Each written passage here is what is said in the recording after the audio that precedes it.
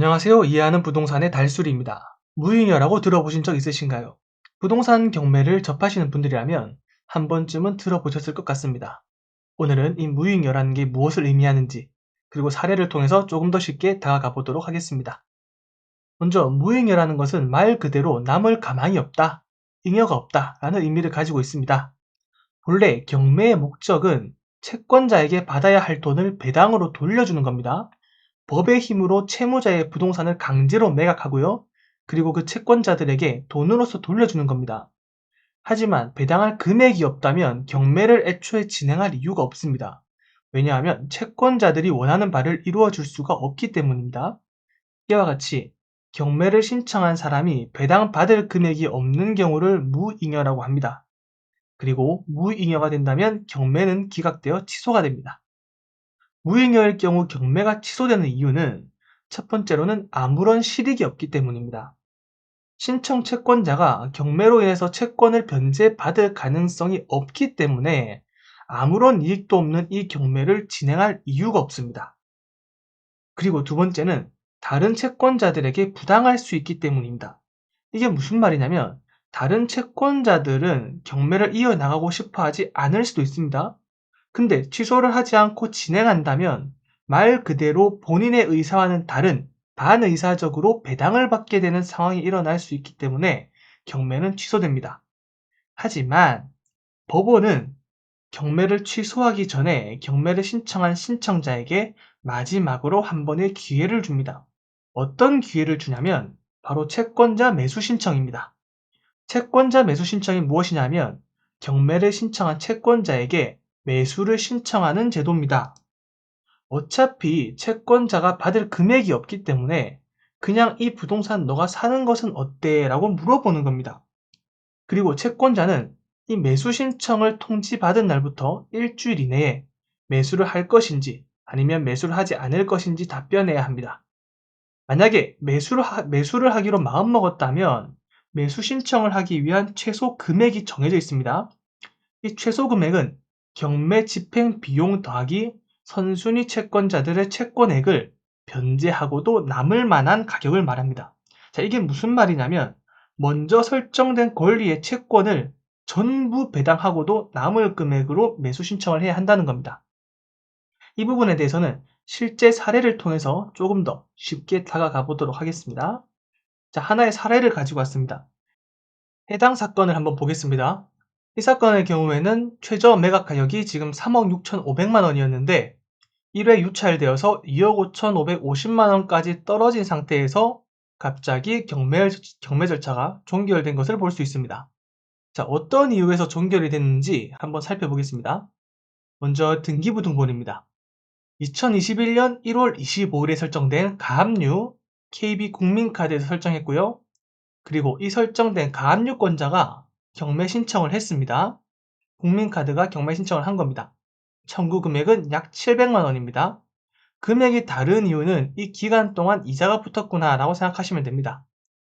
자, 그리고 두 번째는 임차인 현황입니다. 2020년 8월 13일에 전입신고되어 있는 임차인이 있고요. 보증금액은 3억 5,700만 원입니다. 우리가 앞서 등기부등본에서 봤었을 때 가압류, 국민카드의 가압류는 2021년도였습니다. 지금 전입은 2020년도이기 때문에 임차인의 권리의 순위가 훨씬 빠른 것을 알 수 있고요. 이것을 우리는 선순위 권리라고 부릅니다. 그렇다면 경매 절차로 매각되어 배당을 받을 경우에 임차인이 먼저 전액 배당을 받고 그 이후에 국민카드가 배당을 받는다라는 사실을 알 수 있습니다. 자, 여기서 최저 매각 가격이 정해진 부분을 다시 한 번 더 보겠습니다. 최초에는 3억 6,500만 원이었습니다. 임차인의 전세 보증금을 제하고 나서도 남는 금액이 있기 때문에 국민카드가 받아갈 수 있는 금액이 있었습니다. 자, 하지만 유찰이 되면서 상황이 조금 바뀌게 됩니다. 2억 5,550만 원이 되면서 임차인의 보증금조차 전액 보장이 되지 못하고 배당이 된다면 아마 이 임차인이 다 가져갈 것 같습니다. 그렇게 되면 국민카드는 한 푼도 배당을 받을 수가 없습니다. 자, 이 상태를 우리는 무잉여 상태라고 합니다. 무잉여 상태가 되면 원칙상 경매는 취소되어야 하지만 한 번의 기회를 준다고 했습니다. 바로 채권자 매수 신청입니다. 자, 여기 송달 서류를 보면 채권자에게 매수 통지서를 발송한 사실을 확인할 수 있습니다. 채권자가 만약에 매수 신청을 한다면 선순위 권리인 전세보증금 3억 5,700만 원과 경매 집행 비용을 포함한 그 금액 이상으로 매수를 해야 됩니다. 최초 감정 가격이 3억 6,500만 원인데 거의 감정가 수준으로 지금 매수해야 됩니다. 아무래도 매수를 하지 않을 것 같고 실제로도 매수 신청을 하지 않아서 경매는 취소된 사례라고 보시면 됩니다. 자, 이 상황에서 아쉬운 사람이 국민카드 말고도 한 명 더 있습니다. 바로 임차인입니다. 임차인 역시 아쉬운 사람입니다. 왜냐하면 국민카드 700만 원을 갚지 못해서 지금 경매에 넘어갔습니다. 근데 이 임차인의 보증금 3억 5,700만 원 당연히 갚지 못하겠죠. 그래서 어차피 임차인도 경매로 넘겨서 배당을 받아야 되는 상황입니다. 자, 그럼 경매가 취소가 되면 다시 경매를 신청해야 되는데 경매를 다시 신청하기 위해서는 굉장히 많은 시간이 소요되기 때문에 시간적인 낭비를 피할 수가 없습니다. 그래서 이러한 비효율성을 피하기 위해서 무행열을 막는 방법이 있습니다.